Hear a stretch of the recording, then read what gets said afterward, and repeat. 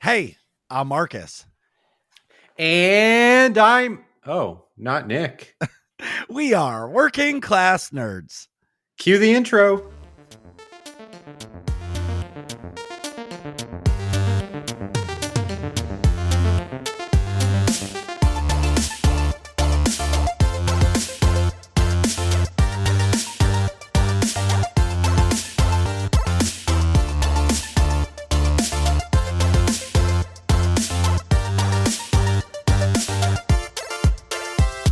That's right. We are Working Class Nerds, the podcast that gives you no information about your favorite information.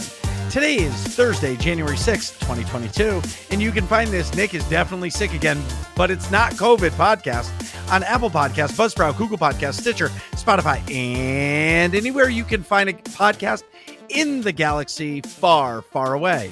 You can watch me play video games Tuesdays, Wednesdays, and Saturdays at twitch.tv/MarcusB814. You can watch Nick play video games Monday nights at twitch.tv/NickVern51. You can find the both of us on Twitter. I am at MarcusB814. He is at Nick Vern. But guess what? One of my closest friends in the world is our guest today. I'm so excited that he's back. We have Dr. Gameology. He's back. He's ready. He's going to be talking to us about some really cool stuff he's up to.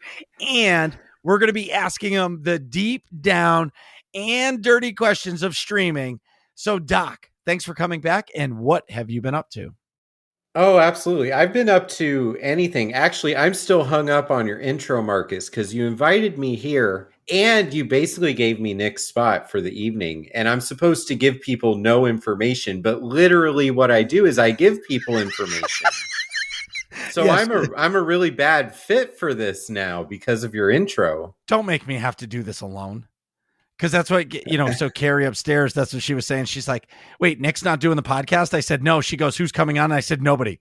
You're talking to yourself? I said, no. She goes, Doc's probably coming on the show.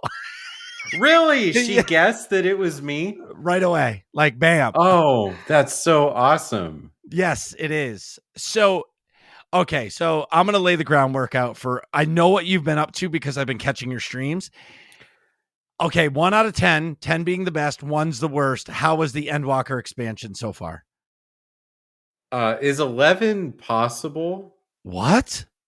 Yeah, so listen, Marcus, Endwalker was so much fun to play that I'm savage rating again. Wow. So for everybody who doesn't know, Savage is like the hard mode nightmare version of Final Fantasy XIV rating. Yes, and I was on a team during Shadowbringers, but it was a team that came together at the very end of that expansion cycle, and we were just trying to get clears before the next expansion comes out, Endwalker.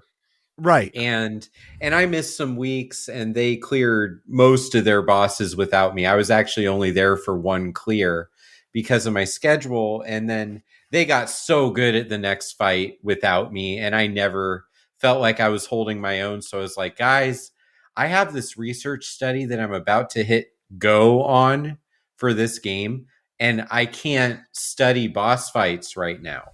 Sure. So I quit the team, and they beat about 3 more bosses after that without me. Like instantly the week I quit, they clear the boss. So it was definitely my fault. Well, no, it's not. So I'm going to actually say to you, it's not your fault though, because like, okay, I'm gonna go to like other games that we play. Yeah. If you were to play Devil May Cry, right? Yeah. You would play it on the hardest difficulty because you're proficient at that game. Final Fantasy XIV, you're coming in late to the cycle, diving into like hardcore rating, but never doing all of the story mode versions, like the easy versions of these fights to even understand what's going on. So it's like, hey, that's right. You're gonna go do this fight, but we're gonna put the Oculus over your face without a screen, and you're gonna survive. Oh, I can actually do that if that's anyway. Never mind. You are so right, Marcus. Even without knowing how right you are, because on Tuesday this week, so it's my first week back, and we're doing these bosses because it's our first week getting a shot at them. Oh, and so Jessica's on the team too. She's one of my good friends, and if you've watched my Twitch channel, the odds are I'm talking to her in Discord and we're clearing content together. So Sure. she's explaining a mechanic to me and she says, Doc, you need to make sure you're in one of the towers that does not have the DPS symbol in it. She said the word tower there. And me, like a noob, I'm like, I don't see any buildings popping up during this fight. But towers is raid lingo for an AoE with a pillar of light going straight up. Right. That means a meteor or something cosmic is crashing into the ground. And at least one person has to stand in that to absorb the blast. Because Right. if that meteor hits and no one's in there, the whole room explodes and you wipe.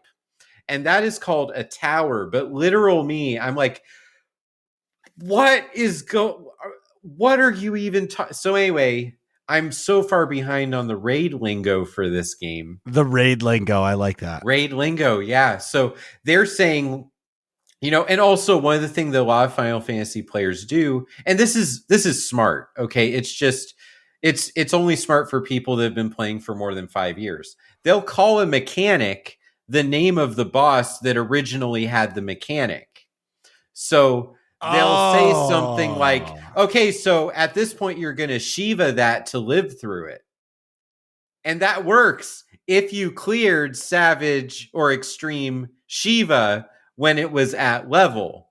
Right. But the Shiva I know, we're all wearing 560 gear in a fight that requires like 80 gear. Yes. So Shiva is nothing, and I don't even know what they're talking about because I didn't live through the pain of learning what a Shiva is in 2015. No, I completely get it, and I know what you're talking about the mechanics. I was in your stream, and they were explaining the fight, and they were like, okay, there's going to be a lot of red circles, and you got to get out of it and do all this, and I'm watching, I'm like, he's dead. He's done for. And I watched it about 12 or 13 seconds in, you were dead. And I was dying laughing, going, rip that guy. And they're laughing because they were just like, watch out for all the red circles. But the red circles were in like a specific spot, but they were just like, watch out for the red circles. And their explanation of it is like my explanation when I'm teaching somebody Eternity Vault for the first time on story mode. You know what I mean? Like, yeah. And they're teaching you going, okay, just stand here and do this and do that and do this. And you're like, all right. And then dead. So I do understand. You got to Shiva the fight. Yeah. You got to Shiva the fight. Yep. That's I think of Shiva and I think of Mortal Kombat. Oh yeah, with the forearms. I love her. I tried so hard to main her in Mortal Kombat 3 as a kid, but I ultimately realized that I'm better with Cabal or Sub-Zero. I'm a Melina person. Well, Melina was not originally in Mortal Kombat 3, so we all had to deal with that. Wait, until she wasn't? Ultimate. Yeah. Oh, the Ultimate. She got added back in. But for about a year and a half, we had to live life without Scorpion and Melina. Right. It was so hard. Life was hard. I remember Mortal Kombat 3. Old. Yeah, I remember Mortal Kombat 3 because that's when they introduced, like, you would uppercut them and they would go and you would, like, land in the train station. Uh-huh. You know what I mean? I remember that. And then Mortal Kombat 2, it was the acid pit you could uppercut them into. And then it would just see their bones. It's funny. That is funny. Anyway, so you're back to Savage rating, and is the mindset for the team now like, look at, we're all going to get the clear? So if you're away this weekend and they clear the boss, are they going to go back and clear the same boss for you the week after? Yeah, the bosses that we have right now are going to be the set of bosses that we have to work on until probably May. So it's different than last time. How many bosses? Right now, there's 4 in the raid series, and then we're going to get 5, 6, 7, and 8 once the next big patch comes. But before that, we're going to get the first Alliance raid because those alternate raids and Alliance raids alternate. Mm-hmm. And there's also several extreme bosses that we can work on too. Extreme is harder than Savage. They're the same. It's just a different content areas. So that's like saying um, flashpoints, and then that other thing that was kind of like flashpoints, but with Uprisings. uprise. Yeah. So it's sort of like that, where they're the same thing basically, but it's Yep. just a different content style. So the raids are designed for a static raid team to prog them, and then Sure. the extremes are trials that were not max level. So, for example, we worked on Zodiark for about half an hour on Tuesday, and Zodiark is a boss that you fight around level 83 or 85, but then the extreme Zodiark is level 90. So it's a way to Oh, turn that sure. boss It's turning a into world end boss game. and it's turning a world boss into an instanced one boss raid boss. Yeah. One Yeah. fight raid boss. Like a layer Yeah. boss. Yeah, sort of like that. So that's a good way to describe it if we're using language from Star Wars: The Old Republic and trying to explain what's happening in Final Fantasy. Well, it Is sounds like, Yeah, it just sounds like an instant single boss raid. all of them are. Yeah, so even the normal raids I listed, there is no trash in hallways.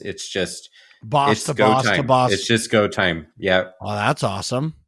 yeah, It's really sad to hear. Well, it's not sad. If you play Final Fantasy 14, it's really exciting to hear how much content they come out with because they are really capturing your time because they're yeah. keeping all of you busy. Whether you play the story, you do. Well, I don't know. Does Final Fantasy 14 have PvP? It does.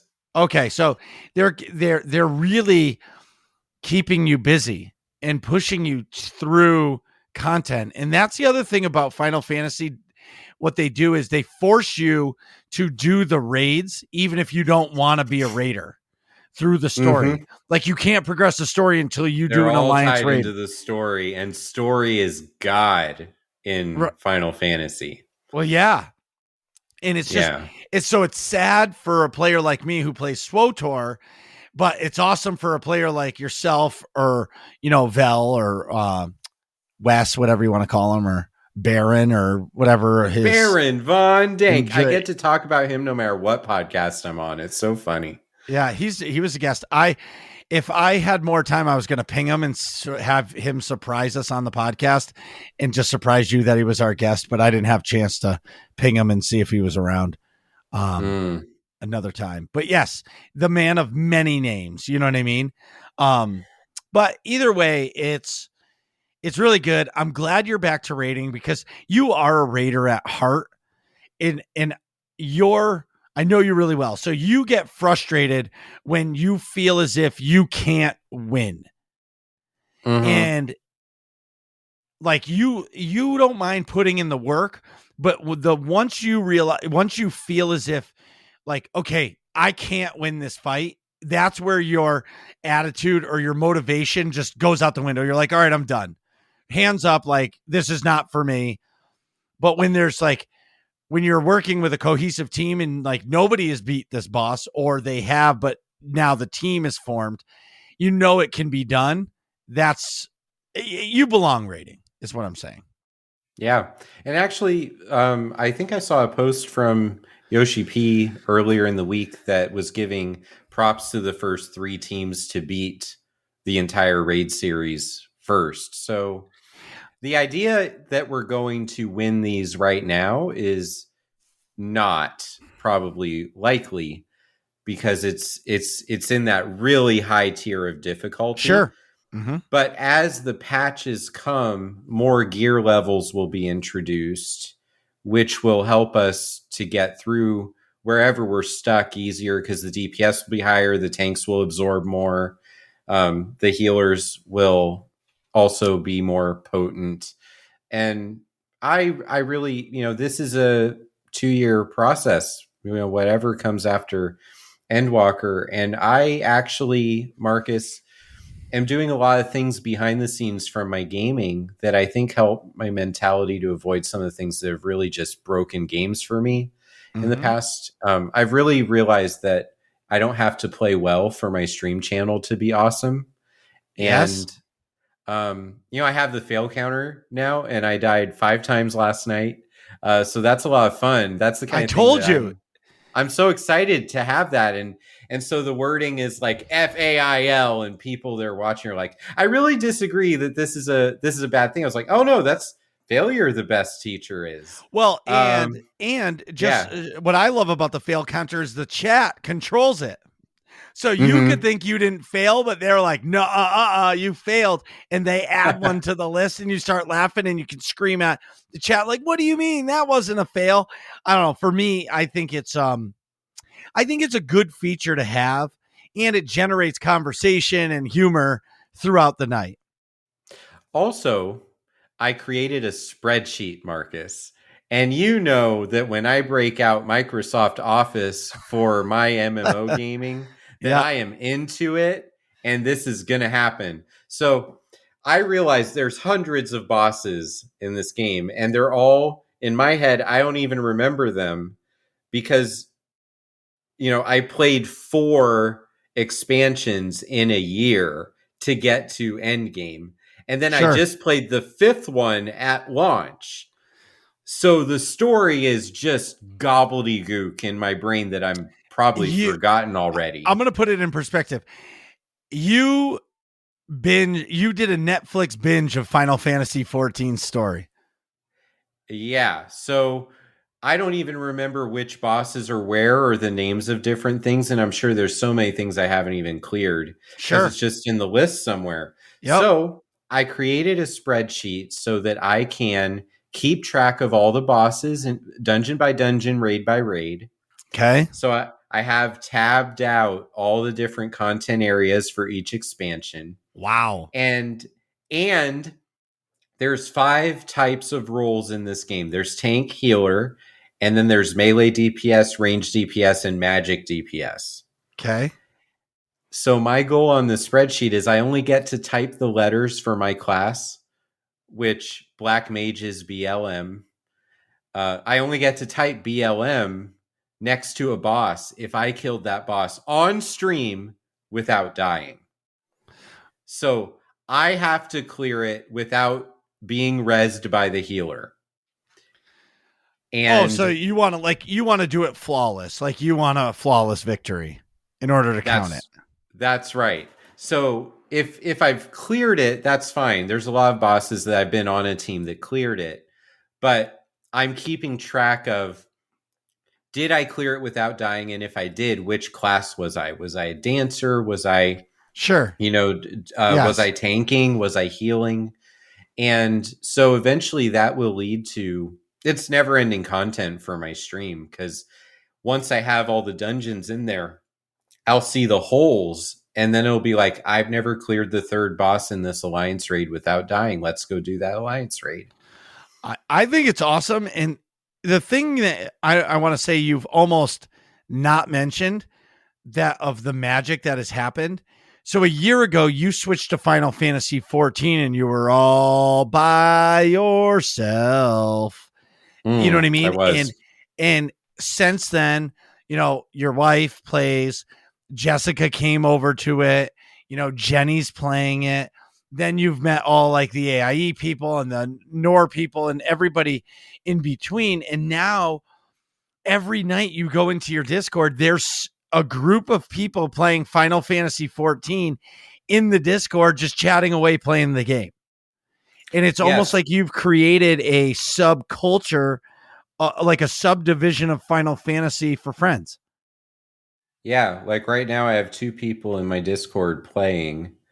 Um, so I'll probably pop in after the podcast and see if there's anything we can run. I don't know if that will be early enough for a stream, because I do have to have a bedtime due to what I do for my work. But you're right. I mean, there's people. I mean, Endwalker really has given us all a goal, whether it's gearing, whether it's leveling up our favorite classes so that we can use them in the raids. Mm-hmm. Um, How I about actually feel, yeah, it's just new content? How about it's just that new content? You know what I mean? Like the thing I always have said, and is Yoshi, whatever his name is, the yeah, game director, Yoshi P. Yeah. yeah, Yoshi P. What got me is when they delayed Endwalker by 2 weeks. that dude was upset. Like, Mm. he was basically in tears. Like, I have failed the community. I am the worst human being alive. In the 10 years that this game has been around, I've never delayed anything. I am so sorry. Like, I I I stopped and said, like, this is a guy who cares. Yeah. And Marcus, the story is such a epic, what it accomplishes for the character that we all created is one of the most epic pieces of storytelling out of all fiction I've consumed. Sure. And so far as a mental health professional and video game researcher, a lot of the things I do are based on the hero's journey. So I don't say things like that Oh, I'm so lightly. excited. Before this Um, is over, I got to show you something. the sure, yeah, I can't wait. The pain in that announcement and the apology there, I think, is much more just dying for people to see where this goes. Well, but that's my point. How many game developers delay something and have an emotional reaction like that? Nobody. That is the Yeah. first time I've ever seen it, unless it's like a small indie studio who is like, they're counting their pennies to pay their electric bill because they need the game to release, and they're crying that they have to delay 2 weeks. Where Yoshi P, obviously, he's not financially, he's not crying, but like, the guy is brokenhearted that he is not releasing his game on time. Yeah. I I agree with you 100% on that. It's really, it makes you want to play the game. And, Mm-hmm. as an outsider to it, like, I'll sub to it and play it twice just so I can play with you twice. Like, I'll Mm. throw away $30 to have two good fun nights, or one good night of fun for a couple hours with you or Wes or whoever, just to do it. You know what I mean? But it really, I guess the hard part for me is when you're so intertwined with streaming and communities and with the games you play, it's really hard to make a switch. Yeah. I remember when you switched and you haven't looked back, and look at what it's done for you. You know what I mean? You have gone above and beyond, in my opinion, in the growth of Final Fantasy 14 and how you've grown your community. And like you said, two people are in your Discord right now that you have nothing to do with. They are just playing the game. Yeah. And they That's know that amazing. it's likely that I might show up, but if I don't, they chose that Discord channel to play in, and I think that's so cool. Well, they don't need you Um, there. I mean, they right, want they you don't. there, but they don't need you there. They found that as a safe place for them to be, to play the game that they love.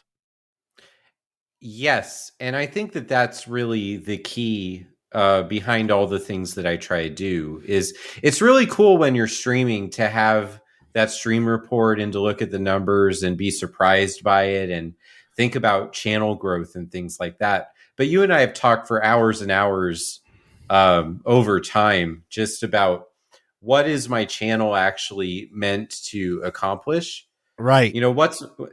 What's my actual mission, and that kind of brings in more of an understanding of what I am. And I used to be very weak at this, is that I wanted to play well. I wanted to clear the content.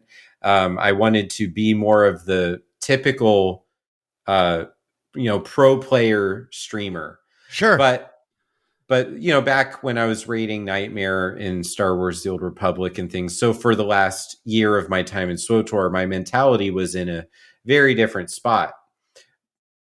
But now I was able to start a research study that takes all the things I learned with the SWTOR community related to personality and motivation and create a different spin on it that also allows investigation of how people play Final Fantasy 14. And so that led to an opportunity to present my research later this year in Mexico for Woohoo. the Digital Games Research Association. And we're still mining the data to find all the cool things possible for that paper and that research presentation. And then the mental health moments too, just the opportunities for me to pause the gameplay, get up into sort of a fantasy setting.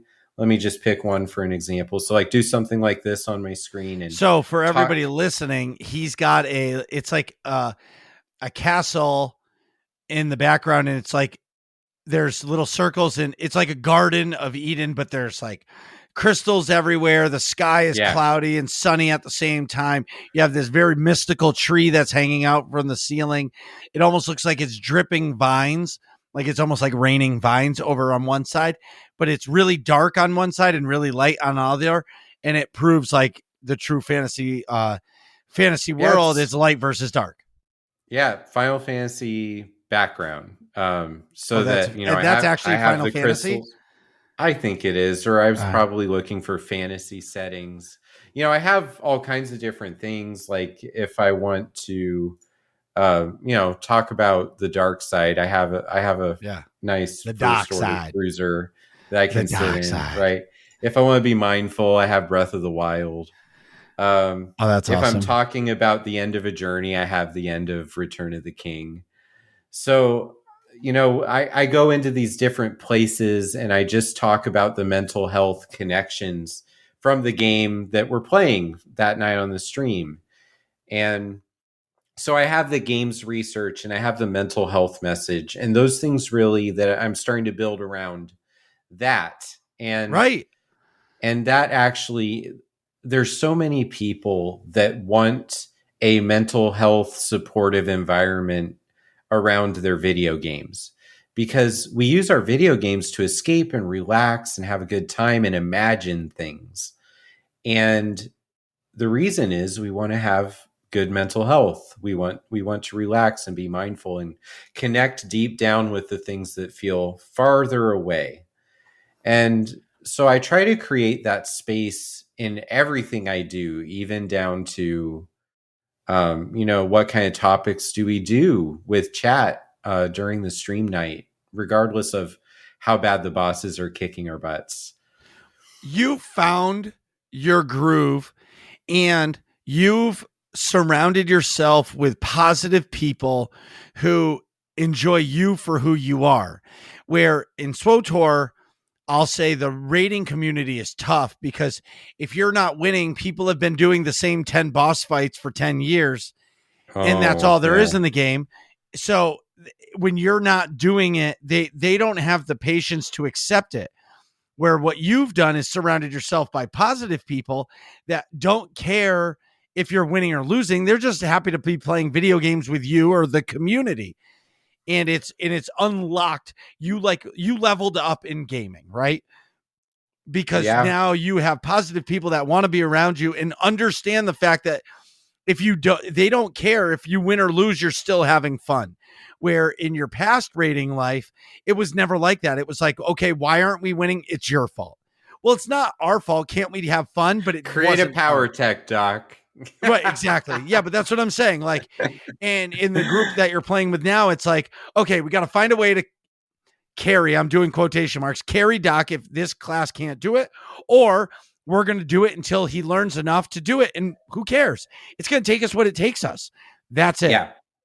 And AIE is a big part of that too. I just thought we ah, have to point that out is getting to meet the people in AIE that play this game yep, it's really smoothed out that transition to where I got to skip so many steps in terms of how do you find people. yeah, And that's not even in the show notes. It's just so true that there's no way to talk about this without giving props to what AIE does in the way they connect their games. And it's different people. I don't talk to Max in Final Fantasy. I saw him once, but I didn't get to chat with them. well, okay, so AIE Yeah, is a gaming community, right? right. Hmm. I'm involved in the SWTOR and the Destiny side of it, right? And some other things, but not as much Final Fantasy 14. Like I know some of the people that play the game, but I'm not involved in that community. But there's thousands of members in AIE. And there's something going on almost every night in the gaming community itself. Monday nights I know Monday night mandatory fun night is Guild Wars 2. Tuesdays are the mandatory fun night in SWTOR, where the fun is mandatory, but the attendance is not. Final Fantasy 14, I think, has 3 mandatory fun nights during the week. I don't know what days or times they are, but they do that. And I tell everybody who listens to the show or my stream or your stream, you should really have an AIE link that ticks once in a while on your stream that just says go to aie-guild.org, go to the top right-hand corner of the webpage, get the Discord link, and come play with us. It's a family-friendly guild. And when you go there, nobody is being an asshole. Nobody is being rude. And they're so inviting and welcoming. And yes, can they give you a little bit of PG-13 or NC-17 sometimes? Sure, we're all adults. Or if there's kids, we try not to swear, but it happens, right? But you're right. AIE connects people in a positive way. And it makes me really happy to hear you say that, because you've been involved in AIE for a long time with SWTOR and stuff, but now you've really found your spot in AIE with Final Fantasy 14. Yeah, and in SWTOR, it was more of a distant connection through you, really, and also through listening to the podcast with Max and Seema. Right. And so, but playing wise, it was kind of a distant connection. Whereas my character is in Guild or in the free company in Final Fantasy. Actually, you know what, Marcus? I'm going to spoil the name of a mission in Endwalker. There is a mission. A mission? That is called, yes, a mission in the main scenario quest called Alea Yacta Est. Really? Yes, it means the die is cast. Yeah, that's what AIE stands for. That's right. And it's at a moment where, like, fate is very clearly in front of you. And I just got tickled by that. That's amazing. It showed up in the game. Yeah. Wow, huh? Yeah. I was trying to find a screenshot of it, but I have too many screenshots that I'll never find it. That's the trouble too, is for me, it's you take so many screenshots that you forget about them. And then when you finally scroll through them, you're like, wow, I remember that moment. You know what I mean? Mm-hmm. And it's so good, man. I'm so happy to hear that you're involved in AIE without, essentially being in my division of AIE. You know what I mean? Mm-hmm. And I love it. So that's awesome. Yeah. Now, I'll ask you more later. So I've been streaming a lot. This past week, I actually streamed Destiny 2 3 times and SWTOR once. And I'm really enjoying Destiny because it hits all the spots. And I've said this many times over the weeks, but I'm finding now that there's a group of people that all, how do I say this? How there's a group of people that play the game that want to play with me almost anytime I want to play. And it's a really good feeling for me. You know what I mean? And yeah, I'm getting more and more connected to it. And it's almost like you with Final Fantasy. I'm really starting to love it a lot. And I understand that some people who watch my stream channel, play SWTOR and that's what they want to see. And they may not come to the Destiny 2 streams. And I completely understand that. You know what I mean? But when you're not feeling it, you're not feeling it. And that's the thing that I'm really starting to I'm really starting to understand about Destiny content, Final Fantasy 14 content, stuff like that,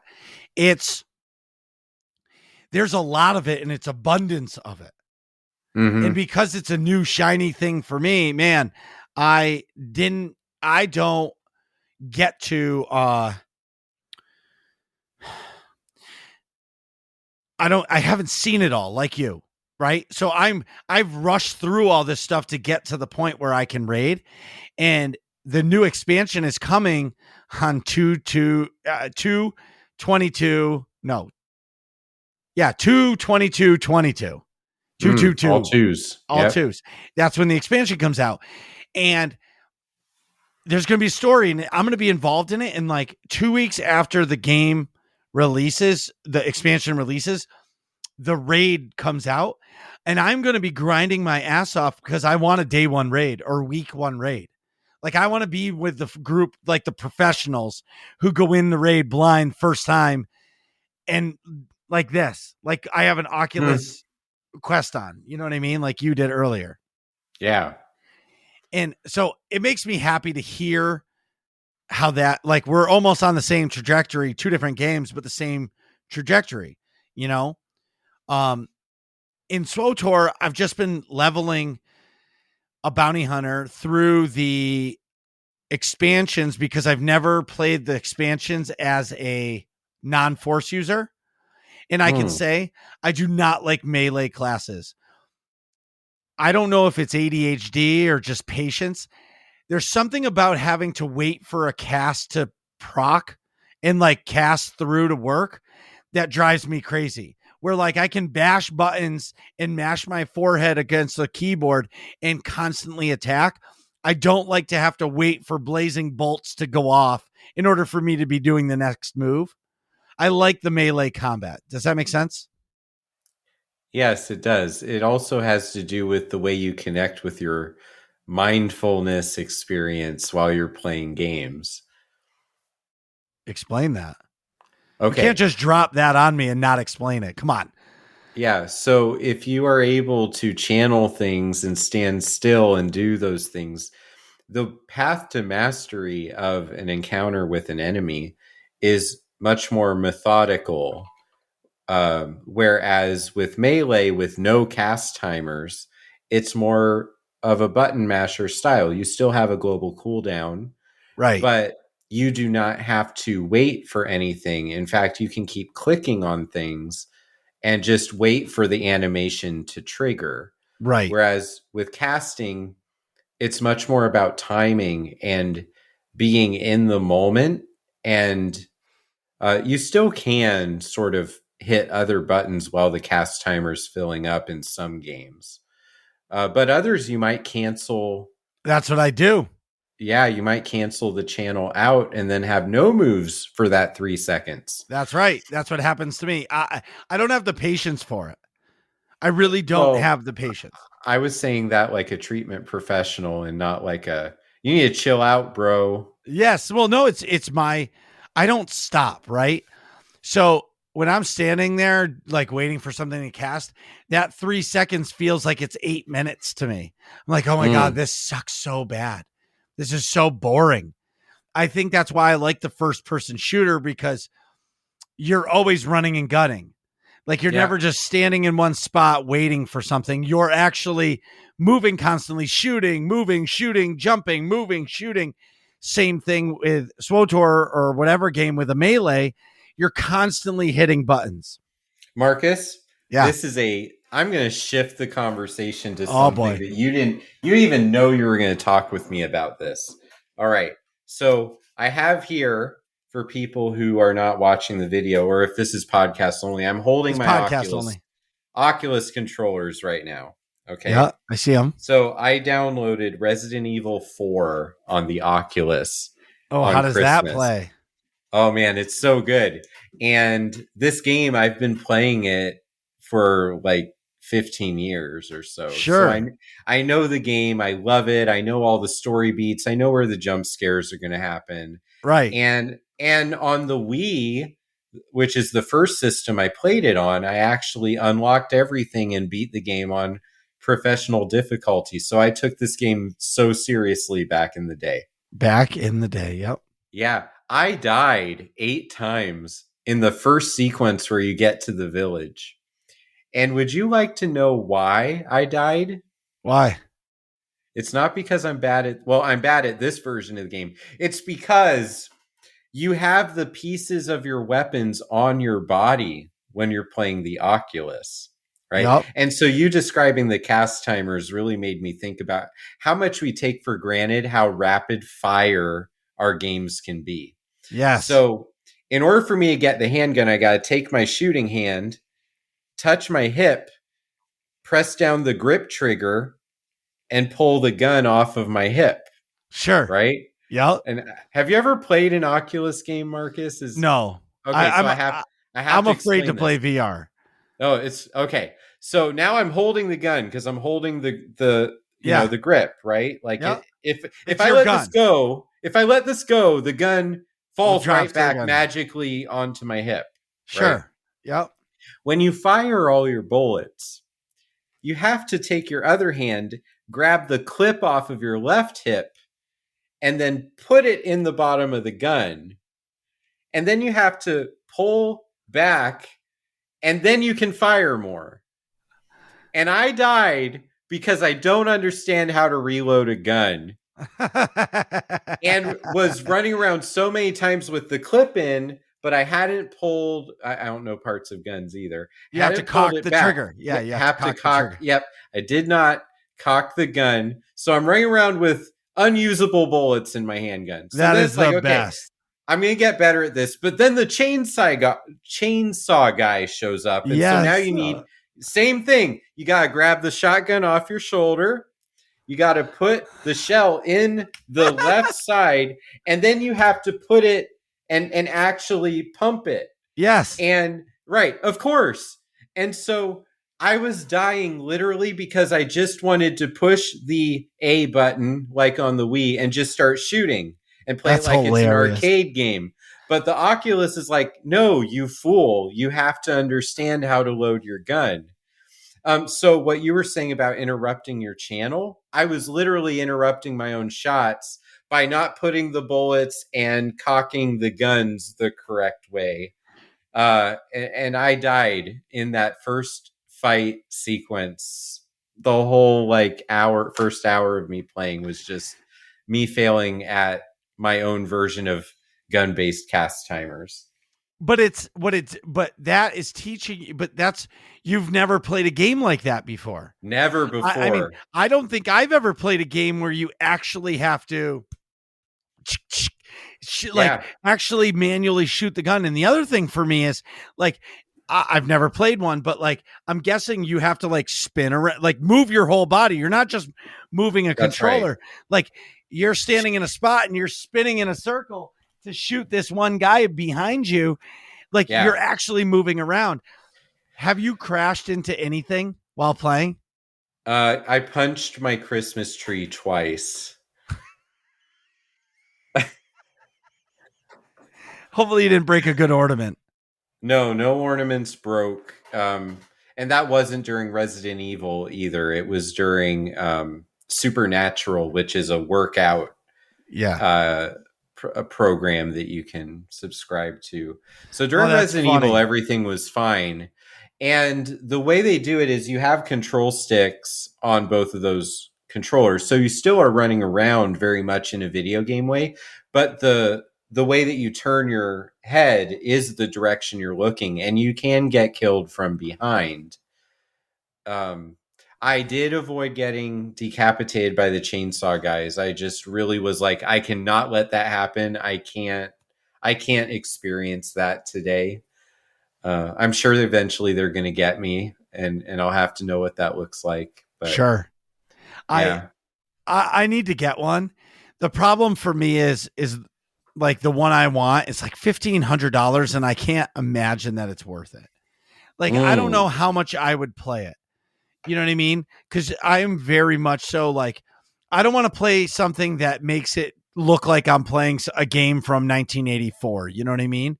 And I'm not saying the Oculus Quest looks like that, but I want a game that looks pretty and to its biggest potential, because like graphics matter to me a lot. Just like I couldn't go back in time. Like all I want is them to remake a real remix or a real remake of Castlevania Symphony of the Night. Because when I go back and play it, like I still play it, it's still a great game, but like all I want is an upgrade. You know what I mean? And I don't Yes. and I don't even think you can get it on Steam. Like port it to Steam, please. You know what I mean? But anyway, so on Tuesday I was on UtiniCast. So Oh, I was fun. so I was supposed to be on a couple episodes, and my life through the holiday season has been insane.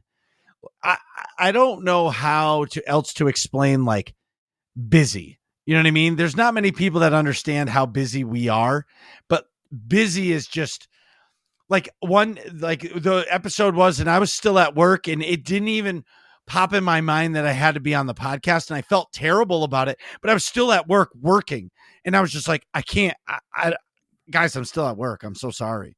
You know what I mean? And Mm-hmm. and I mean, in life happens, but you know me, I don't ever like to miss an appointment, but I'm so busy that if I have a scheduled thing and I don't put it in my calendar, it poof gone. Like Mm-hmm. you can't, like I can't hold myself accountable at all because I will forget. I mean, if I go to the grocery store and my wife says, "Oh, I need you to get paper towels and milk," the second she asks me for a third thing, I say, "Text me, I'll forget." Mm-hmm. It's just the way it is. And but I got my redemption. I got to be on UtiniCast. I It was actually really good for me to be on because it allowed me to speak my mind about SWTOR to other SWTOR people. Um, I watched over the weekend somebody in the PTS doing a nightmare raid. Oh no. And I watched, so I'm going to lay it out. So we always talk about like when you're talking about doctors and what credentials they have, I'm going to talk about these raiders with their credentials. So Right. they're on the European server and they run it's 8 people. They run a sales team, and one of those people was the creator of Star Parse. Oh, yeah. Is Okay. that X-Fail or something like Yeah. that? Mm-hmm. But so these 8 people know how to fight these fights. Yeah.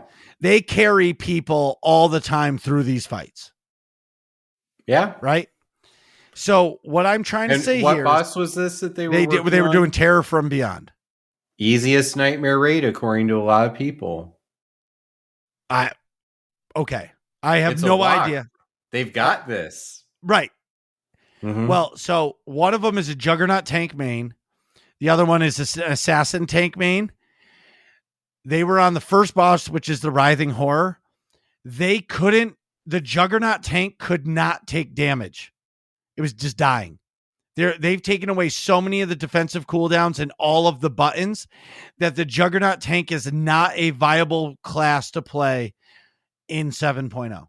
It's gone. The DPS is junk and the tank is dead. So Juggernaut mains, you're gone. And this is from I would say, arguably the best raiders in Europe, or the top 1% of raiders in Star Wars: The Old Republic. And then now the first boss is always the easiest boss in the raid, right? Or technically, I'm doing my quotation marks. Yeah, potentially. Yeah. Right. Or well, maybe not the easiest, but that boss is the easiest one in that fight, that raid, I Mm-hmm. would say. They could not beat that boss with 4 DPS, 2 assassin tanks, and 2 healers. They had to go 5 DPS, 1 healer, and 2 tanks. Mm-hmm. They've already thrown away the Juggernaut tank, said do not play it in 7.0. If you're playing a Juggernaut tank right now, start playing something else to get ready for it. So they've decided to make the Juggernaut a DPS class only, even though tank is there as an option. It's not really a good option. I just think they've focused so much on ability purge that they haven't thought about all of the different content that is needed to play the game. Mm. You know what I mean? They're so focused on giving people choices on classes to play rather than focus on perfecting the classes that they have. But anyway, so it gets worse. They couldn't beat the boss. So now, and that's just a numbers thing. So they went through the whole op with 5 DPS, 1 healer, and 2 tanks. Then they got to the terror fight, the last fight in the thing. They couldn't beat the first tentacle with 5 DPS. Now, that's granted a numbers thing, but the tanks were getting obliterated. There isn't enough cooldowns to keep them alive. And you could argue and say, well, there's only one healer. Sure, one healer. Yep, one healer. But that's because the numbers are so messed up. I'm telling you, man. And I was telling somebody that you were coming on the show, and they actually said, they're like, well, if it's going to be a Bash SWTOR episode, Doc's the one to do it. And I said, but I don't want it to be like that. But I'm starting to realize that they are, with this expansion, they're biting off way more than they can chew. And instead of just taking out a few abilities now and then waiting half a year and doing a couple more to try to balance it, they're throwing everything at the wall and seeing what sticks. But once the moves are gone, I don't see how they're going to fix the classes that they break. Yeah. Well, the classes being broken in the context of raiding isn't what they're going for. And I'm making a lot of I'm making a lot of assumptions here, and I don't work for BioWare, and I've never got to visit them or spend a day at the office. So I'm sure I'm overstepping here, but this is your podcast, Marcus, and it needs to be interesting to think about. BioWare doesn't want their bosses to be beaten at that difficulty anyway. That's right. And because that's all they have. And so I'm going to compare the games here, but it's actually, I don't hate SWTOR. I've worked through that, and I'm actually in a much more balanced place than I've been the last 2 years. And it's because I stopped playing that game. Because there's this feeling of, in order to be good, you have to clear these bosses because they're so old. But the only chance that you really had to beat some of those bosses, unless you're playing with the cream of the crop, the best players ever, is to have beaten those bosses when they were new. Because the older they get, the more the math doesn't line up. No, 100%.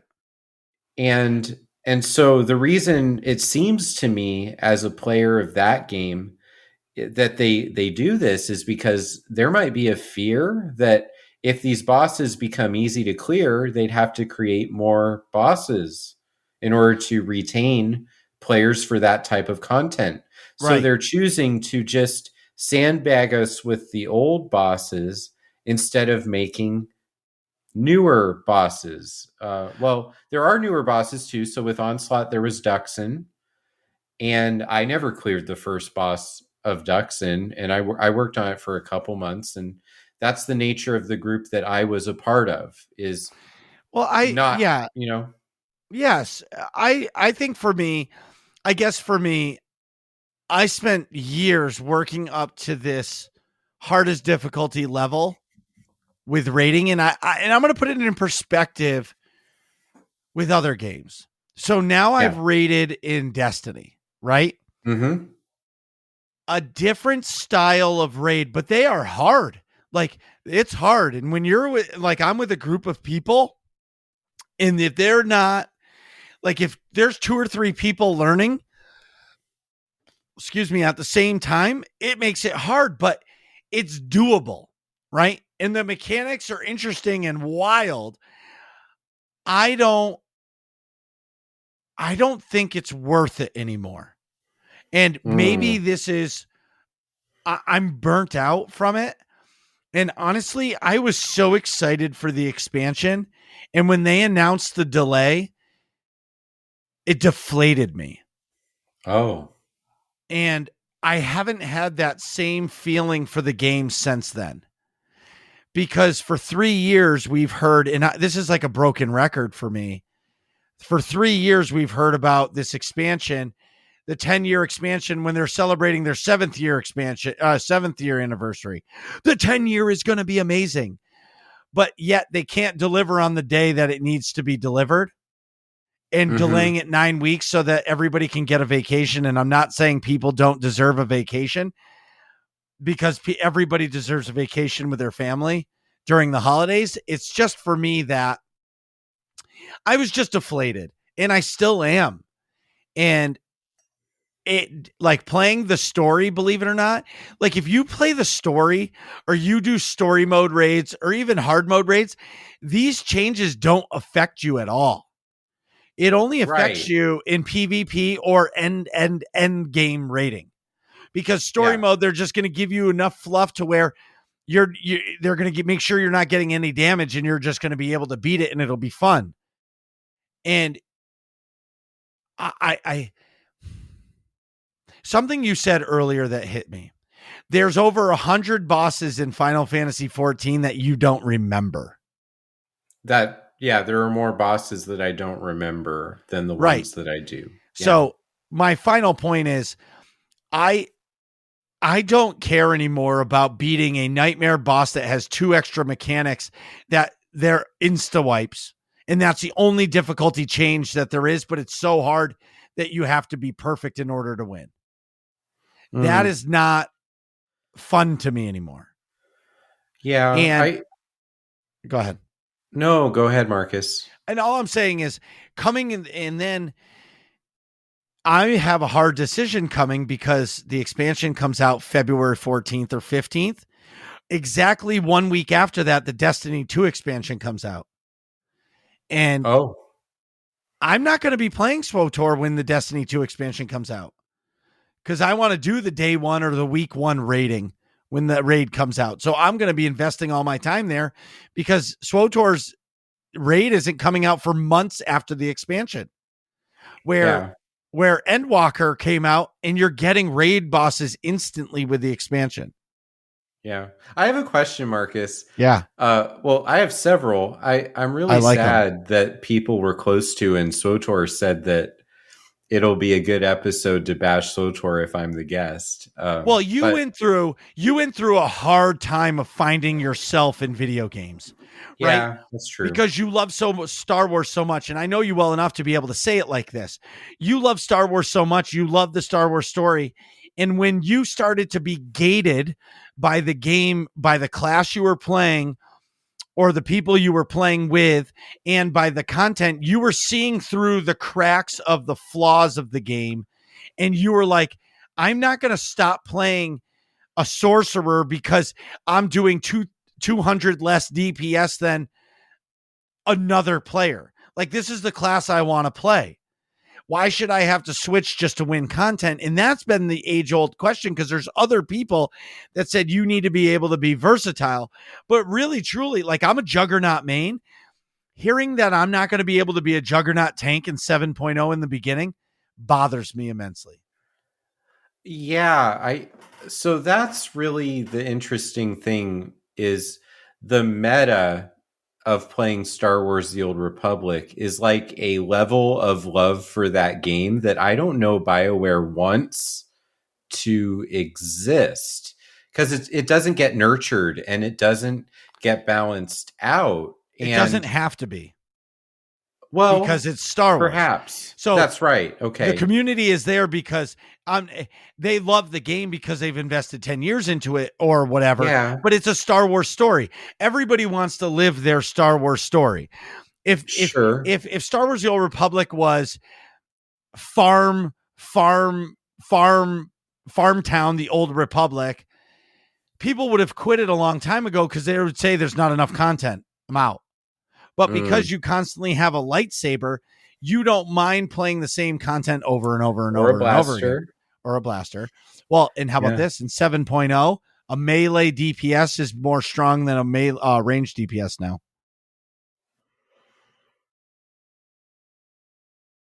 Okay. So it's crazy. I don't know. But moving on. I want to finish my point, though, when it comes to MMOs and character creation. Ooh, here we go. The thing that I've always been fascinated by as a game researcher and a game player is what it means about our inner self and the way we see ourselves as people when we choose certain classes. And that goes out the window, psychologically speaking, as soon as you introduce the idea that there are certain classes that you choose, and if you choose it, you're accepting that you're not as good.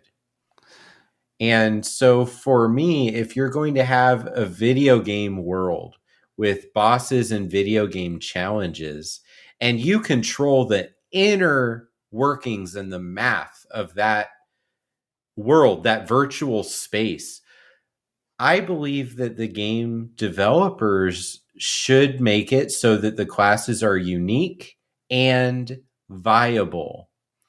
So you shouldn't go into, because video games are not supposed to be like the real world. We have, we have racism and discrimination Right. and all kinds of things that hold people down.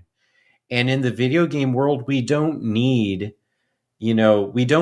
agents stabbing people in the back and doing 20K when a blaster to the face only does 7.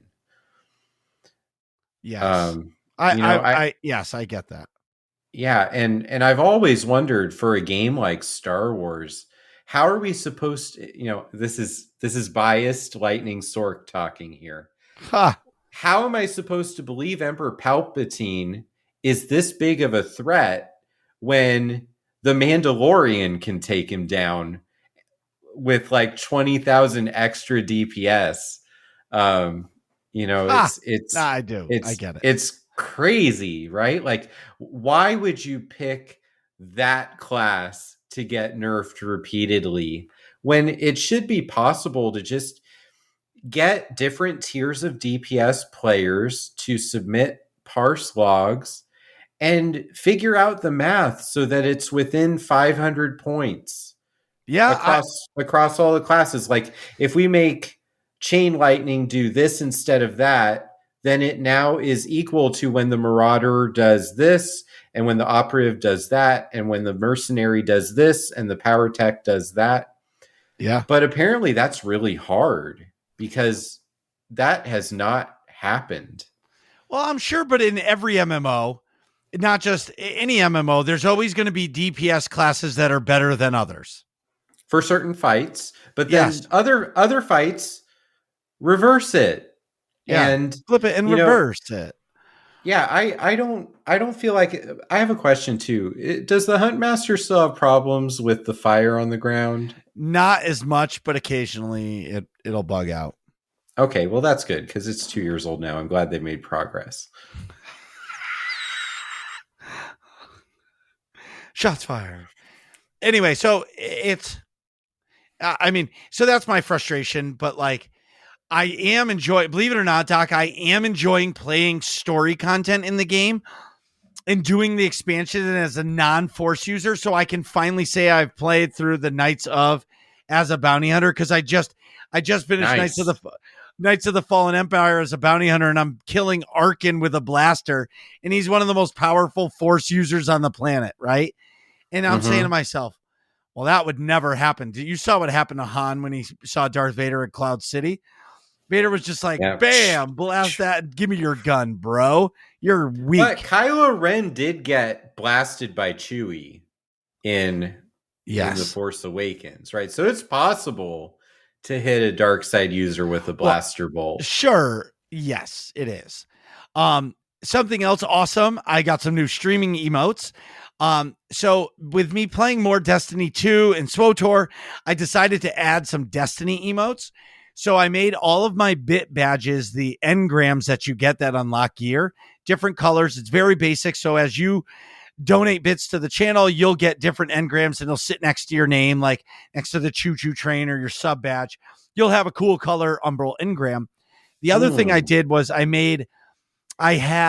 got some Destiny Ghost. It's like your little companion that floats in the air behind you that basically gives you your light power. And I had those made in different colors, or I found them for different colors, and I made those the bit emote. So if you donate 1,000 bits to my channel at over time or at once, whatever, you're going to get the white ghost emote. So you're the only one that can use that, or anybody who has donated that amount of bits is the only one that can use that emote, which really like makes it stand out that, hey, like, I support this channel, I support you, this is how I can thank you by giving you a really cool emote that only anybody in your tier can get. And it was really, and it's really nice for me to be connecting those dots. You know what I mean? Absolutely. You just inspired me, Marcus. I could do a similar thing with my bits badges using tombstones Yes, you from can. Final Well, and Fantasy. the other thing too is, Doc, I found out if you go to Etsy, Uh-huh.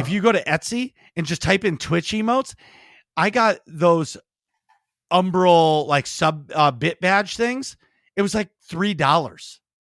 Like somebody created Wow. them and mass produced them in their instant download. Like I didn't have to go to Fiverr to have them made. And it means a lot to me and they look awesome. You know what I mean? Like they're not personal. It's not like me holding the microphone or my Marauder. You know what I mean? Yeah. But But they're it's bits badges, so it's perfect. right. It's perfect. And it was $3. Like the ghosts came from there too. And I think it was like $7. You know what I mean? But it was exactly what I wanted, and somebody mass produced them, and they gave you the instant download. How freaking cool is that? And that's someone's Etsy shop? Yes, just type it, go to Etsy.com Wow. and just type in Twitch emotes and see all the emotes that come up. And like I had finally I had Rip That Guy emote made, and Rune, which is Chimeri's girlfriend, she's an artist. She made it for me. It just says "Rip That Guy," and it's purple because that's my daughter's favorite color. And like that's more personal. So like you're not gonna find an emote like that on the Etsy shops, but you're gonna find other cool shit that is like more, I want to say generic. I'm doing the quotations generic, and it's not fully custom to you. But if you want to just find some cool emotes, and you might find one, like type in Final Fantasy emotes. Like you might find some cool stuff. And here's the other thing. What if you start switching your emotes around? You spend $5 or $10 on new emotes, and you take one of your old ones, pop it out for a couple months, pop in a new one, and keep cycling them through. Why not?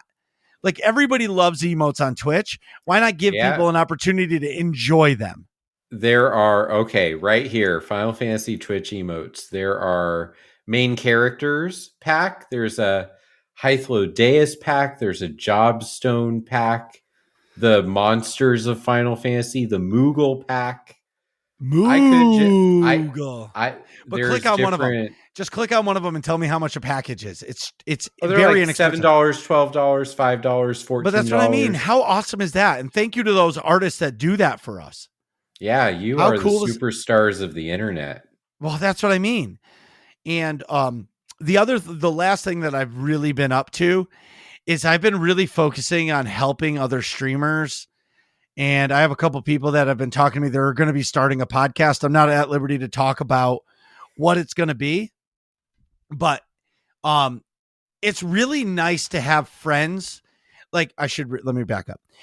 It's really hard to have people that understand the struggles or the trials and tribulations, I should say, of Twitch streaming or streaming in general. And I'm not a partner, I'm not a pro, but doing it, I love helping people. And I found that people are asking me all the time about this streamer, that streamer. What did you think about this? And I love having that conversation and then helping them with their channel grow. Like, I love that when there's a new streamer and they're on the road to affiliate, we get them to the 50 followers, or if they need the average of 3, we make sure we get the people in there to help them get to that point of monetization. Because I know what it's like, and you do too.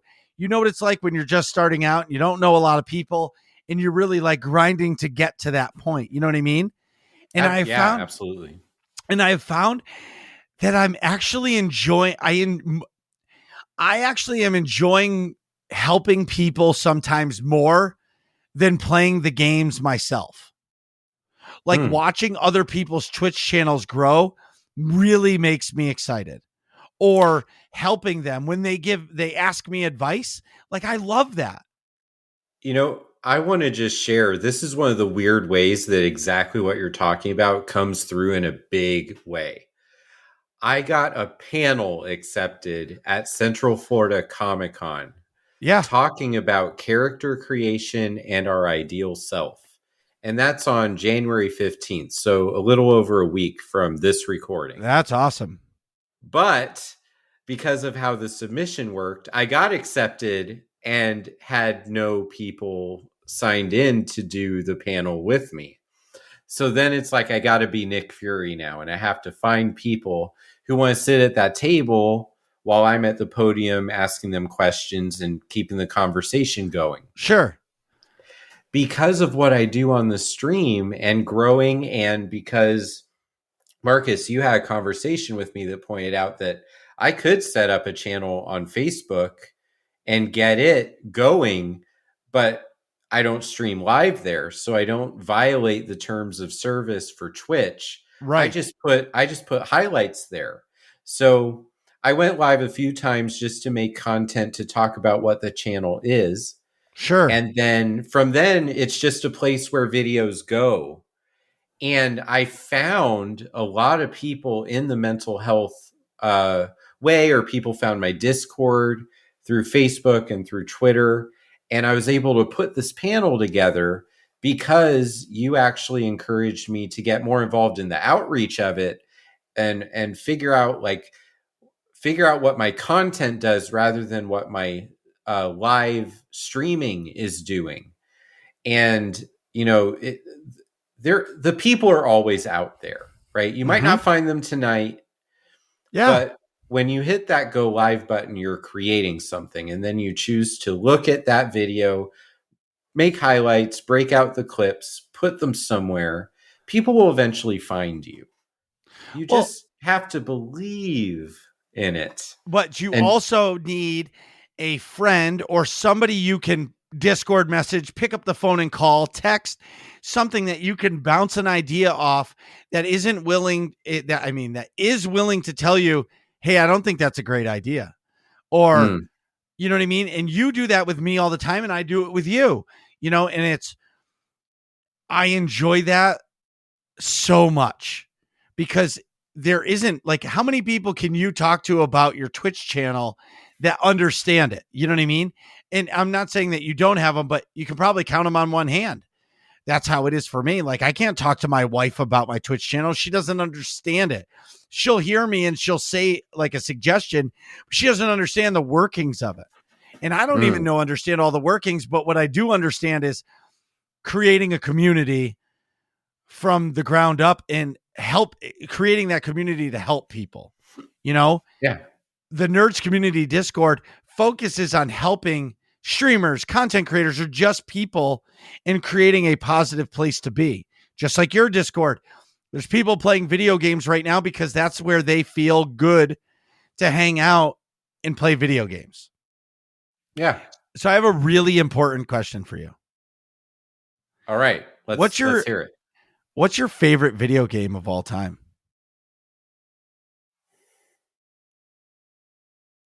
Wow. That's so hard. See, if Nick was here, and Nick isn't here, so he would say, "Oh, you can give me your top 3." That's not how I roll. I want your favorite game of all time.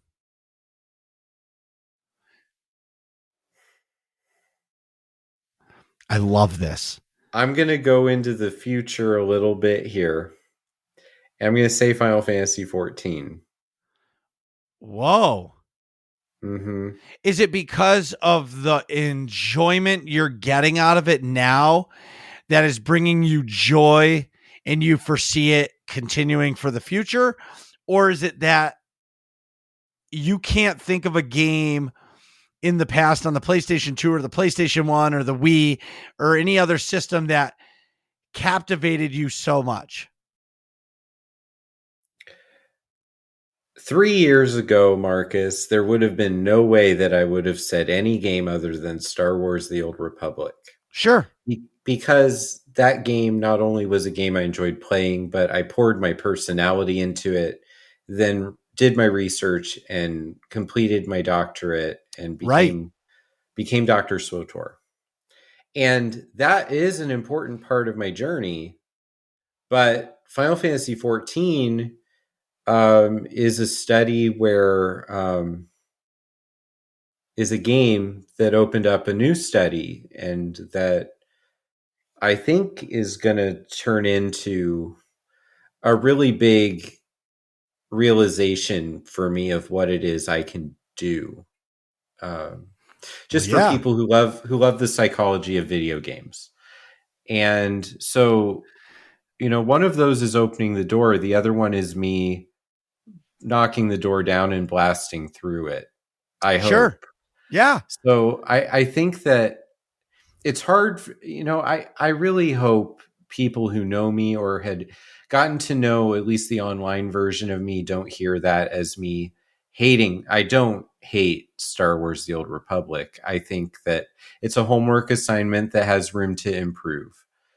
And I enjoyed playing that game for years before I realized this is hurting my mental health. yeah, With Final Fantasy, it's more about, there are so many goals that I'm probably months or a few years away from checking off of my list way faster in the span of my life than I thought I would.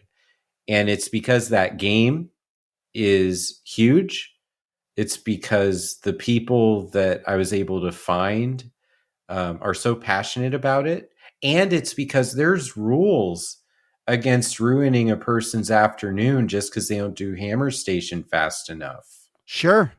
And I think that's another thing that's really lacking in an online game with a 24/7 environment with a community is you have to have rules about that set the social contract for people. Otherwise, the toxic people run.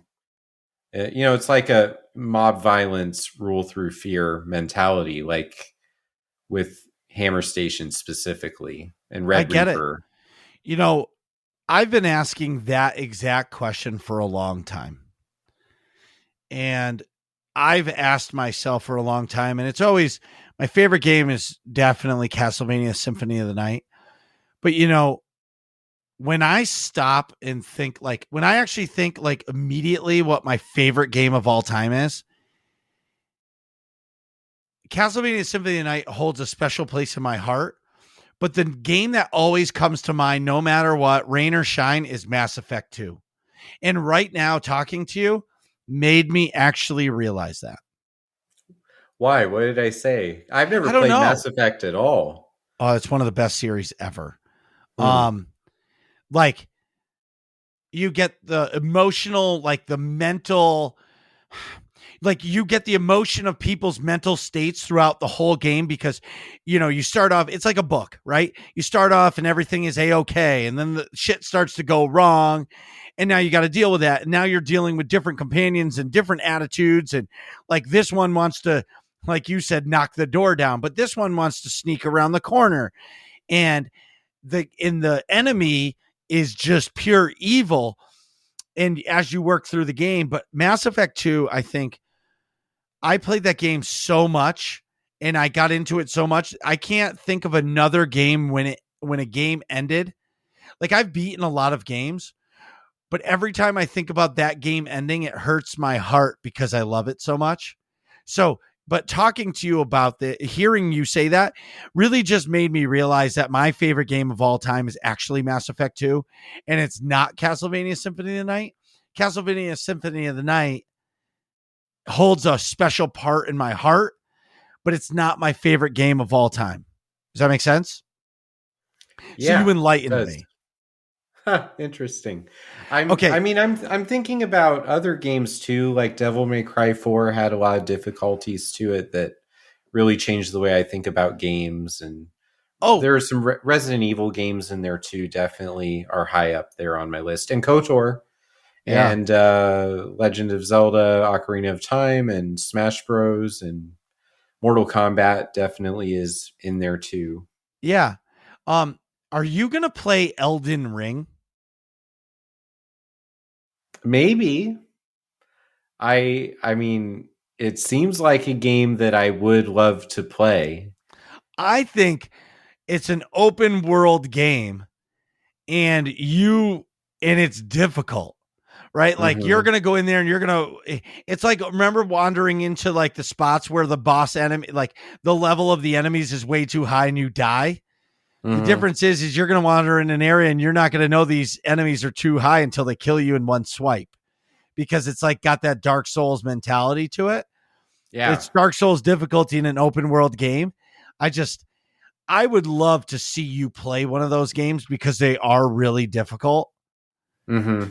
You know what I mean? But also, too, at the same time, I don't know if I'd want you to play a game that has been out for years because, you know, like somebody could come and chat and tell you how to beat that enemy.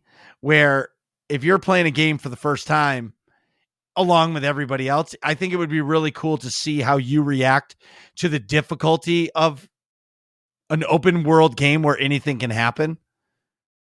Yeah, probably so. I think that Demon Souls is a game back when it was on the PS3 Right. that I really enjoyed playing. And so the first panel I ever did for a PAX event was on the Dark Souls games and Bloodborne and games like that. And I really do enjoy games that have the ability to punish you. And over the last year, I've actually learned that some of the games I wish I had finished that I always put the controller down and never came back. It's actually because I picked the lowest difficulty and I need to feel like the buttons I press matter. Because if they don't, it's just a game with a story. And that's not what I'm here for. Right. Do you prefer a keyboard and mouse or a controller? Well, it depends on the type of game, actually. I enjoyed playing Battlefront with a keyboard and mouse more than I thought I would, but because that's a franchise where I always played it with a controller. But I think I do like the controller more. However, I can't imagine playing an MMO with a controller. And I know in Final Fantasy 14 that's an option, but I haven't even started messing with that because there's no point. Well, Abavan, that's the only way he plays it. Sure. And Abavan playing Reaper during raid night was killing a lot more things than I was. So Yeah, it's he's just crazy. as Yeah. far as DPS goes, Abavan's definitely on the juice, as they say it in sports. Ha, he's Um, on the juice. yeah. Um, what is your favorite stream moment? Oh man. There I was watching my clips a lot about a week ago because I was putting together my first channel trailer. Sure. And so I wanted to stick with things that are more recent, especially like the facial hair era for me, Yeah. because, the first 30 some odd years of my life, I looked just so young. And then Dr. Gameology, I was like, I need to look older if at all possible. Ha. Um, so, there are some really cool ones, especially with the Isaacs fight, where, there's one where I'm with the Otini Guild and it's their Jar Jar Joyride, their fun gaming night. And I'm the only person that survives the final blast from Isaacs. And so we cleared it. That was a really fun moment. There have been so many times where there's only one person who survives that, but that was the one time that I was streaming and that person was me.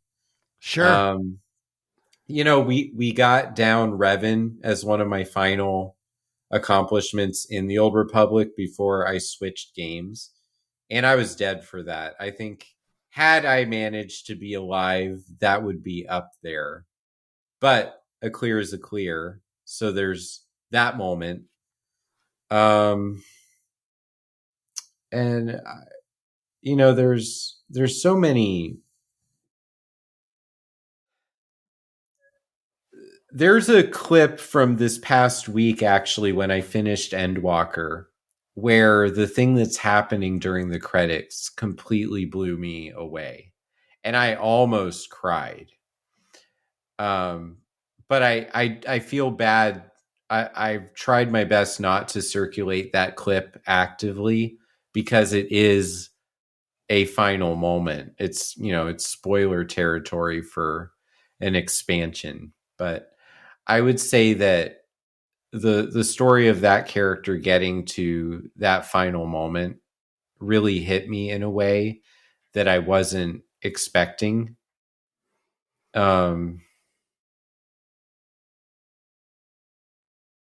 then just any time that you pull out a victory that you've been working really hard Yeah, I for get months. I get it completely. Now, would you say you prefer variety streaming or like sticking to one game now? I talk with my wife about this every week of my life Huh. because, from her point of view, my channel was at its peak when I was playing Persona 5 Royal during Yep. the beginning of the pandemic. And if Mm-hmm. you look at total number of subs and you look at how often Twitch was sending out money for my effort on their website, that is true. Um, and so the question is that variety streaming? I was named Dr. SWTOR back then at the beginning of that game. And I'm not playing SWTOR in that situation. I'm playing Persona 5. So I think variety streaming can work. But I think there's also smart variety streaming that's strategic. And then there's just, I don't really know what I'm doing. And I'm in that second category, by the way, most of the time. But I think that my evening streams really do need to stick with Final Fantasy in order to build momentum and let people know really what I'm doing. That's the game that my research is on right now. Yeah. And so I think that evening streams will probably stay there. But if there's a morning or an afternoon where I can do it, that's the opportunity for me to play The Witcher or Resident Evil Village or Yeah. finish Devil May Cry 5. So that's my idea that I want to implement as often as I can. Sure. And so, I just think it's important for your community to understand you.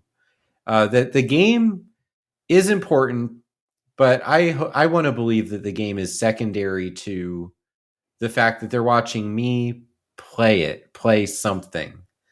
And especially with the mental health moments, there are so many conversations that won't show up until I'm playing a sandbox game, or won't show up until I've just done my first fatality on a stream, or won't show up until I've lost because of so many blue shells out of nowhere. Oh, the blue shells of death. They kill me every time.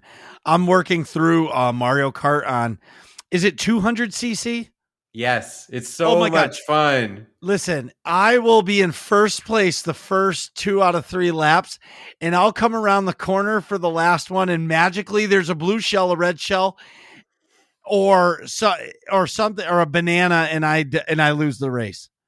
And that's the only game that I care about being in first place every time.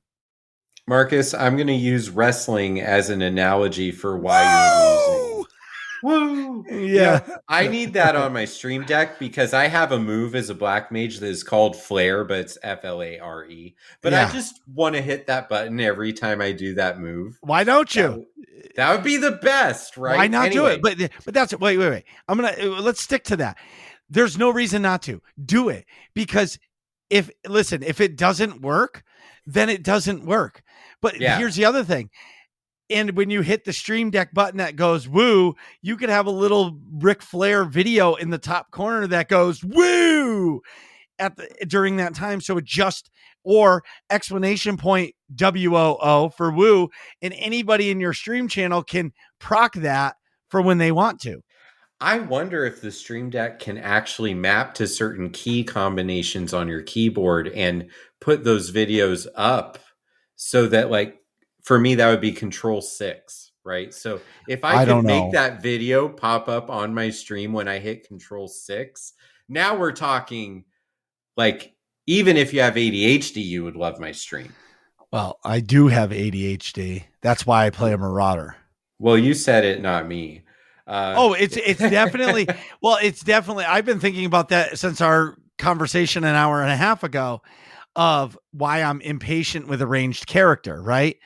I need to be smashing as many buttons. And the way you can do that is play a Marauder because they have 2 lightsabers and there's no time down.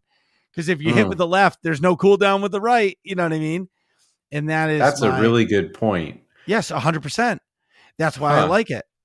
And so back to the wrestling analogy and your Mario Kart woes. Meanwhile, back at the ranch. Right. You have to let the game beat you down and be happy with 6th place for the first 2 laps on 200cc. And then you have to hit a moment where you start playing seriously. You're hulking up and then you just pass 5th place, 4th place, 3rd place, 2nd place, 1st place. And you got to come back at the end. Otherwise the items will wreck you in 200cc. Yeah. They do. We touched a little bit on it, but not necessarily. What are your top 3 goals for your stream channel in 2022? Well, I think exposure and people finding me in different ways. So there are different metrics that Twitch gives you, like subscriber count and followers and average viewers and things like that. And I believe that those things will take care of themselves as long as I keep doing what I'm doing. So those aren't actually my goals right now. My goals are getting more connected with some organizations that are doing amazing things with mental health and video games and geek culture. I have a series of mental health tips from Final Fantasy XIV that are going to have graphics and different social media posts from a page called Superpower Toolbox. Superpower. Yeah, so we're going to start doing mental health tips that are based on each of the classes in Final Fantasy XIV. How cool is that? Yeah, it's super cool. So that's kind of the thing where my goals are more oriented around that, is if I can help, one person really get through a tough time because of something that I did that is related to the fact that I'm a game streamer, that's everything to me. And there have been times in my stream channel where I didn't understand that yet, or I wasn't in that spot, or I didn't see how everything connects for me. But I really feel like I'm getting to the place where I'm figuring out we've almost got everything right there lined up the way it needs to be. The more people that find the Gaming Persona podcast and hear me talk with Jenny, my co-host, about all these different connections in the psychology of how we play and who we become when we play games. Right. That's really big. We have so much growth. So many cool guests have come on the last year or so. Well, our show is a little over a year old. So the last 6 months or so since we started having guests. Now, so I was going to talk about it at the end, but now that you've brought it up, what's awesome about your podcast, and it's everybody out there, go search right now at all the podcast things. It's called the Gaming Persona. It's a really fun show, but if I'm going to tell you to do something, I want you guys to listen to it out of order. The first episode I want you guys to listen to is the Nick Yee episode. Okay. Yes. Once you listen to the Nick Yee episode, go back to episode 1 and listen from the beginning to today, because the growth of the show is amazing. The quality of the show is amazing. Like the growth, just like Working Class Nerds. What our podcast sounded like in the beta test when we talked about Star Wars: The Last Jedi to today is a very different quality show. Right. And just please listen to the Gaming Persona. It's on all the podcasts. Go to Google and type in the Gaming Persona and you're going to find their podcast, because I promise you won't regret listening to that show. And so sorry. I went on. I'm glad that you pointed out the Nick Yee episode too. That is a very important one to me, because he created the scale for motivation to play online games that I used in my research Right. to become PhD Dr. Gameology. And so getting to talk with him about character creation was, man, like I've done that already, Marcus. No, I know, I but that's why I I'm thought that saying was that. like a far out there goal, you Well, right, know? but you have to take a chance. And I remember when we were talking about this, I think it was even before you asked Nick, you just have to take a leap of faith. And I Mm-hmm. say the word leap of faith because Miles Morales, in order to become Spider-Man, he had to make that leap. And nobody else could make it for him, right? Just like you as a gaming researcher and counselor. Oh my God. Yes. Yeah. Counselor. Yep. I screw that up all the time. But as that person, that's your ideal guest. And if you never ping that guy to say, hey, Mr. Nick Yee, can you come on the show? And without hesitation, he was like, heck yeah, let's go, bro. Like, that's why I'm telling everybody. And obviously, he sounds a lot different than that. He's not a Marcus kind of guy, but like voice, but like having him on the show. And that's why I tell everybody that should be your if you're going to listen to the gaming persona, listen to that one first, because that explains Doc and who he is and where Doc comes from. Like Doc is centered around this person. And then once you do that, then you can listen to every other episode because it's magical. And I know some people that I know that listen to the show, when you did your little trailer about it, they went and listened to the show and they said they've been listening to it since. Mm. And like Thank for you so me, much, everybody. it's awesome. So gaming persona. Okay. As working class nerds, customary question. This is the most important question in all of working class nerds. Yeah. Who is your favorite Star Wars character? I feel like as a veteran of several episodes of this show, I probably have answered this already, You Marcus. have. I know So who it is, but who? I want I want you to tell everybody because it's been a while since you've been on the show. Sure. And I want everybody to know I know who it is. I mean, you're one of my closest friends, so I know exactly who your favorite Star Wars character is. But I want you to tell everybody who it is.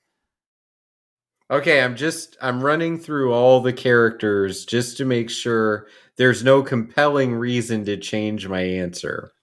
There's no And compelling reason. There's a and reason why you like this it's person. still Anakin Skywalker. Of course it is. Yes.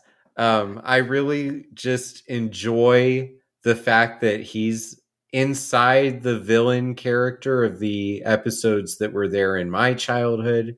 And I really love, counter to what's been the unpopular opinion. But it's turning around now. Everyone loves the prequels because we actually I'm not going there today. Anakin Skywalker being the Jedi and then seeing that inside of Vader. And then who knows what happens when Kenobi is going to hit Disney Plus, Marcus. Oh, I don't want to even talk about it. I'm so worried about it. Why? I hope that when Anakin and Obi-Wan fight in live action, I hope it is a nod to the Clone Wars, not Darth Vader. Because the last time you saw him, I was the master. And you know what I mean? And you were the learner. You know what I'm saying? And for me, Mm-hmm. I don't want them to ruin that canon just to get views on Disney Plus. I want it to be a prequel made like somehow, some way, like during the Clone Wars. Maybe after once he becomes Darth Vader, before Obi-Wan is on Tatooine forever. Maybe he's on a different planet or something and they run into each other. But Vader would not stop hunting him unless it looks like he kills him, but then that would ruin the canon too. See my point? Like, I don't want them to ruin the canon. And I know everybody wants them to fight each other, but like if Darth Vader knew Obi-Wan is alive, he would have scoured the galaxy till he found him. Sure. I just one of my favorite moments in all of Star Wars Oh, here we go. Let's hear it. is actually in Star Wars Rebels when Ahsoka gets to fight Darth Vader. And you've seen this, right, Marcus? You watched Yes. Rebels? Okay.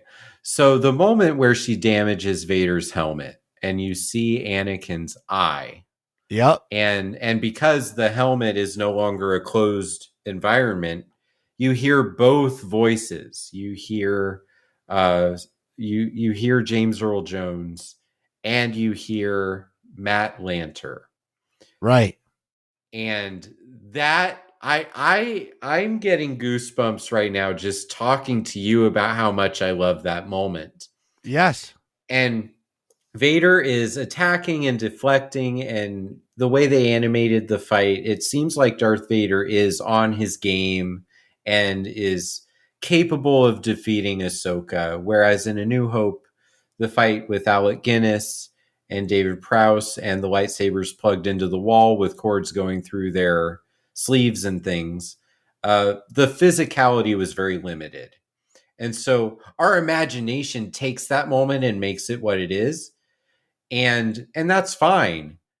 Kenobi gives us a chance to see, well, what happens if those two meet and Obi-Wan is younger and also Vader's younger.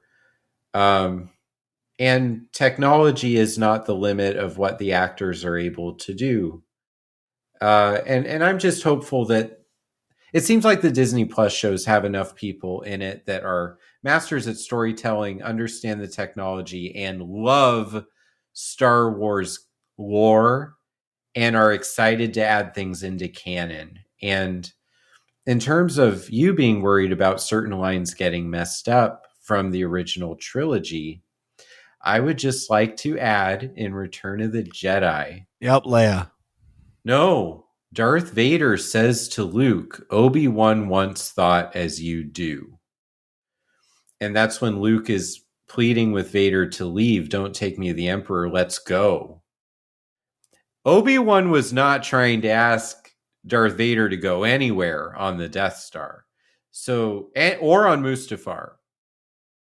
So that means there is at least one important conversation where Obi-Wan believes that Anakin Skywalker also still exists, and we don't have to keep going back to the Emperor. So So, where? yeah. Okay. So, but well, maybe. Okay. So I'll play your game that maybe that happens, and then they don't. Maybe they don't. He doesn't tell the Emperor that he sees Obi-Wan. No, he can't. They're playing the game of cat and mouse for decades, Marcus. Huh. Tell everybody where they can find you. All right, you can find my stream channel at twitch.tv/Dr. Gameology. You can find my podcast on Apple, Spotify, Google, and the same galaxy where you find this show. You can find my Facebook page, YouTube for mental health moments or fun crossover lectures where I teach counseling students how to use mental health concepts with video games.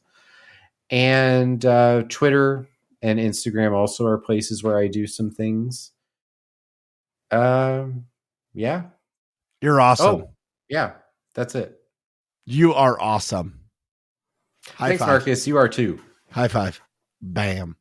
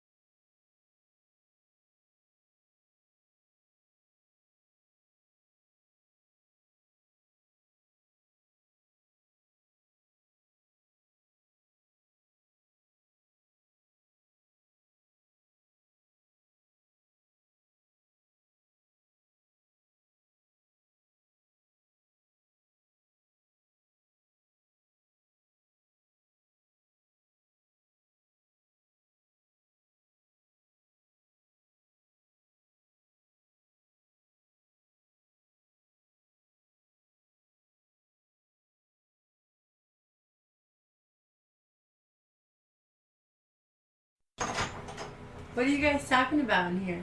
Find out next episode of Working Class Nerds.